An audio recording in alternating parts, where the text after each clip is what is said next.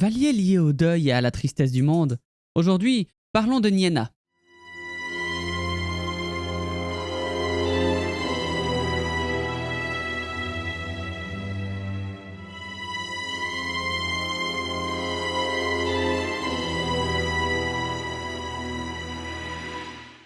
Sœur des Feantori, elle est classée parmi les 8 Aratar, les plus puissants des Valar.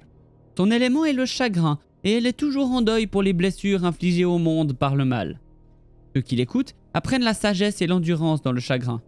Les Feantori, c'est le nom donné à Mandos, Nienna et Lorien. Cela signifie les maîtres des esprits.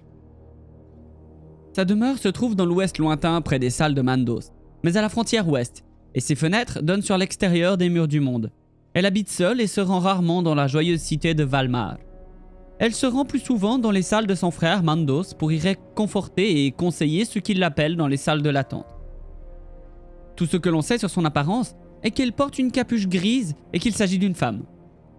Son rôle dans la musique des Ainur était empreint d'une profonde tristesse, et c'est de cette tristesse qu'est né le monde. Le Maya, Olorin, qui devait plus tard voyager en Terre du Milieu sous le nom de Gandalf, a beaucoup appris d'elle. Nienna a joué un rôle dans la création des 2 arbres de Valinor.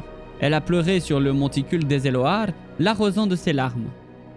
Après la destruction des arbres par Melkor, elle a à nouveau pleuré sur leurs restes blessés, nettoyant la souillure d'Ungoliant et aidant à faire naître les derniers fruits et fleurs qui allaient devenir soleil et lune. La pitié de Nienna se manifeste le plus clairement dans son soutien à Melkor lorsqu'il demanda le pardon des Valar. Bien qu'elle ait passé son temps dans le monde à pleurer la destruction qu'il a causée à Arda, lorsqu'il a demandé à être libéré après ses 3 âges de captivité, Nienna a parlé en sa faveur. Car de son chagrin naissait la pitié pour tout le monde. Hélas, voilà le peu que l'on sait sur Nienna. J'ai bien peur qu'à partir d'aujourd'hui, les épisodes sur les Valar soient vraiment courts, car peu de choses sont connues sur eux. Je vous demande donc, voulez-vous que je compresse plusieurs Valar en un épisode plus grand, ou que je continue à une vidéo par jour, même si celle-ci doit faire 1 à 2 minutes, guère plus. Je tiens juste à préciser que si je condense, je n'aurai pas le temps de réécrire les épisodes pour les dates données, ce qui fait que je ne pourrai pas sortir 24 vidéos comme je le disais et l'ai promis à la base. Donc ce sera plus vraiment un calendrier de l'Avent, ce qui m'embêterait un petit peu, je vous l'avoue. Merci encore de m'avoir écouté, et à demain en Terre du Milieu. Ciao!